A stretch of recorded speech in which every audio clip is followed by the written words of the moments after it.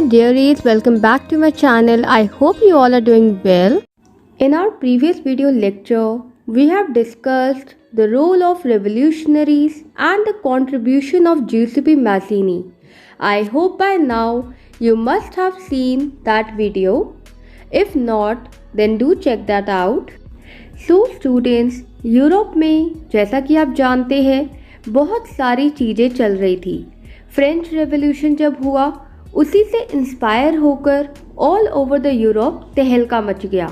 Every nation, every European country wanted to free themselves from autocratic king rule. They all wanted equality, liberty, freedom, fraternity. In short, they all want to develop themselves as a nation state. ये सारी European countries अपने आप को nation state में convert करना चाहती थी, independence चाहती थी, लिबर्टी चाहती थी। They want to overthrow conservative aristocrats from their society. जितने भी कंजर्वेटिव सोच के लोग थे, एरिस्टोक्रेट्स थे जिनको प्रिविलेजेस दी जाती थी बाय बर्थ, इन सबको ये उखाड़ फेंकना चाहते थे अपनी सोसाइटी से। And they want quick changes. यहाँ पे दे मतलब लिबरल्स या रेवोल्यूशनरीज के लिए सिग्निफिकेंट है।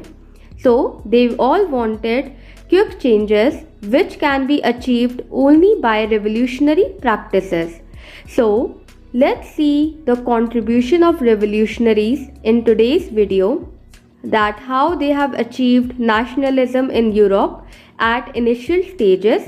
So without any further ado, let's get started.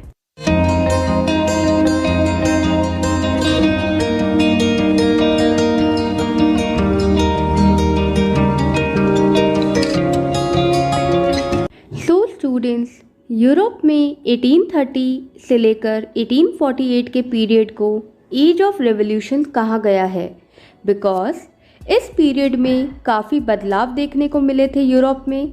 बड़े सारे लोग, खासकर लिबरल्स एंड रेवोल्यूशनरीज ने अपनी आवाज़ बुलंद करी थी, अपने देश के लिए स्टैंड लिया था एंड नेशनलिस्ट फीलिंग के चलते कंजर्वेटिव रूल लीडर्स को अपने सोसाइटी से ओवरथ्रो करा दिया था।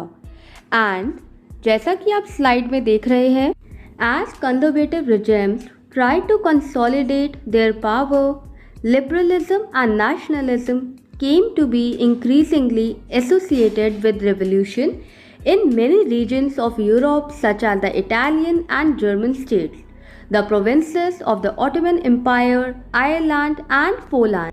तो स्टूडेंट्स, जैसे जैसे यूरोप में कंजर्वेटिव्स अपना डोमिनेंस और पावर कंबाइंड कर रहे थे, कंसोलिडेट कर रहे थे या एक्सरसाइज कर रहे थे, वैसे वैसे ही लिबरल नेशनलिस्ट कुछ यूरोपियन रीजन्स में अपने नेशनलिस्ट फीलिंग का प्रचार कर रहे थे, अपने रेवोल्यूशनरी मेजर्स को प्रमोट कर रहे थे, खास कर कि इटालियन एंड जर्मन स्टेट्स में, ऑटोमन टर्की एम्पायर में, आयरलैंड में एंड पोलैंड में। आई होप आपको क्लियर हो रहा होगा। चलिए स्टूडेंट्स, अब जानते हैं कि इन रेवोल्यूशंस में किन लोगों ने बढ़ चढ़ के पार्टिसिपेट किया। So as you can see in the slide, these revolutions were led by the liberal nationalist belonging to the educated middle class elite, amongst whom were professors, school teachers, clerks and members of the commercial middle classes। तो जो elite class थी, elite मतलब जो high class थी, जो पढ़ी लिखी class थी, लिटरेट लोग थे, एजुकेटेड लोग थे, जैसे प्रोफेसर्स हो गए, स्कूल टीचर्स हो गए, इन सब के मेंबर्स थे। इन सब ने रेवोल्यूशन चलाया था यूरोप में। तो स्टूडेंट्स, सबसे पहला जो काम लिबरल्स या रेवोल्यूशनरीज ने किया था वो था कंजर्वेटिव जो न्यू सोशल ऑर्डर बना था, कंजर्वेटिव रेजिम का, गवर्नमेंट का, उसको उखाड़ फेंकना। तो देखिए स्लाइड में क्या लिखा है। The first upheaval took place in France in July 1830. The Bourbon kings, who had been restored to power during the conservative reaction after 1815, were now overthrown by liberal revolutionaries, who installed a constitutional monarchy with Louis Philippe at its head. So students, जैसा कि मैंने आपको पहले बताया कि Europe में 1830 से लेकर 1848 का जो पीरियड था उसे एज ऑफ रेवोल्यूशंस बोला गया था। यहाँ पे जो लिबरल्स थे, रेवोल्यूशनरीज थे, उन्होंने अपनी आवाज़ को बुलंद किया, अपने देश के लिए स्टैंड बाय किया। And at the same time उन्होंने जो कंजर्वेटिव रूल चला आ रहा था ट्रीटी ऑफ वियना के बाद, उन लीडर्स को अपनी सोसाइटी से ओवरथ्रो करा दिया था। उसके बाद स्टूडेंट्स, इन लिबरल्स ने कॉन्स्टिट्यूशनल मोनार्की को इस्टेब्लिश कराया, जिसके लीडर थे लुइस फिलिप। कॉन्स्टिट्यूशनल मोनार्की में स्टूडेंट क्या होता है कि जो किंग तो होता है, जो किंग होता है, हेड होता है, वो अपनी मनमानी नहीं कर सकता, because he has to obey the constitutional norms or obligations, or we can say rules and regulations।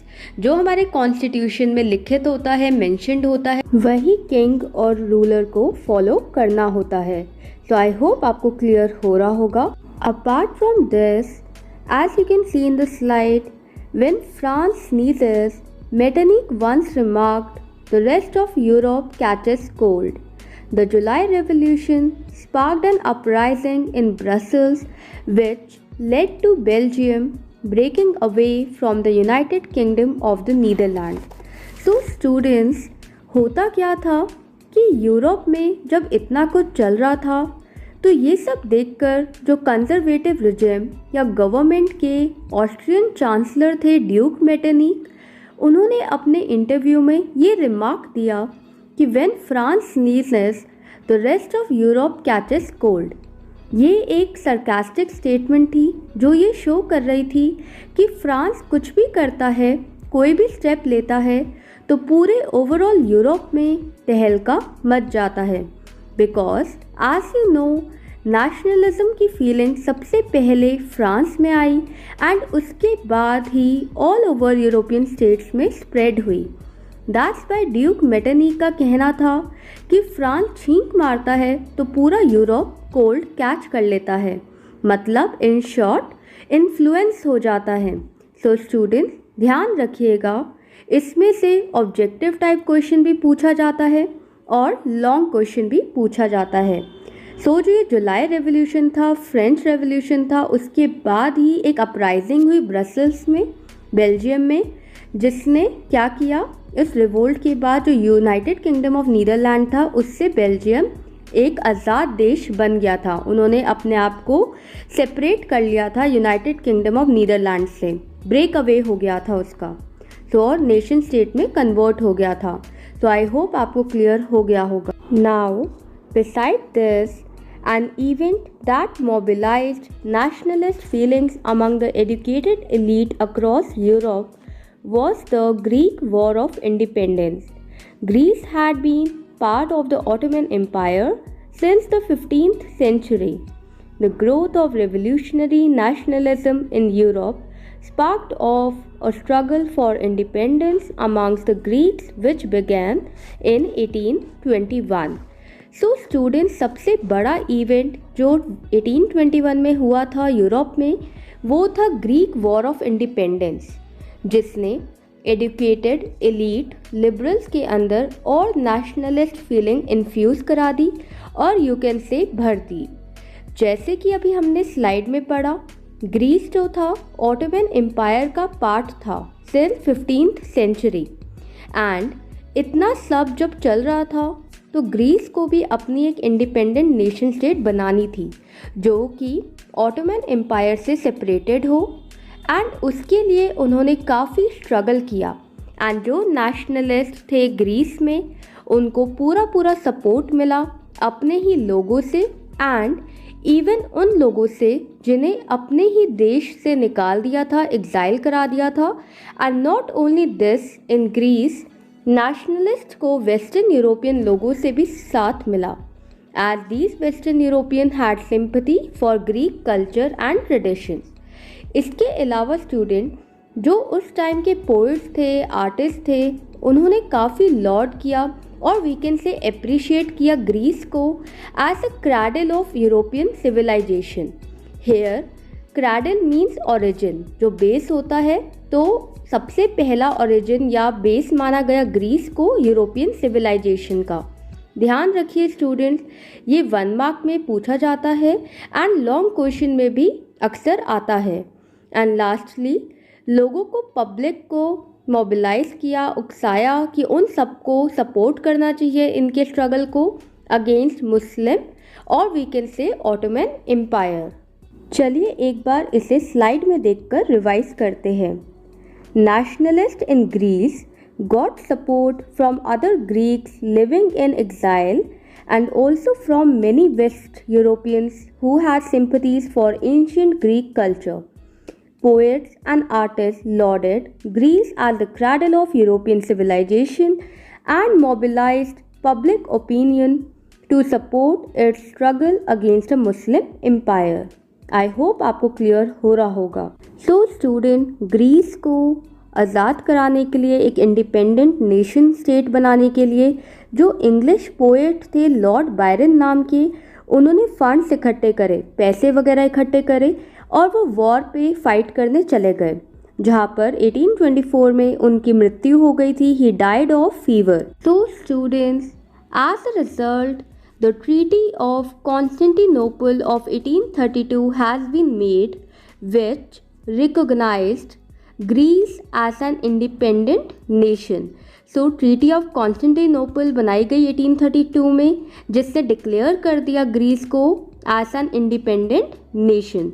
जैसे हमने ट्रीटी ऑफ वियना पढ़ी, ट्रीटी ऑफ वर्सिलीज पढ़ी, ऐसे ही ट्रीटी ऑफ कॉन्स्टेंटिनोपल थी 1832 की, जिसने ग्रीस को इंडिपेंडेंट नेशन घोषित किया। So I hope आपको क्लियर हो गया होगा। तो that's all for today's video. I hope you have enjoyed today's video lecture. If you did so, then do subscribe to my channel, hit the like button, press the notification bell, share with your friends as much as you can. I will see you in the next video. Till then, take good care of yourself. Bye bye.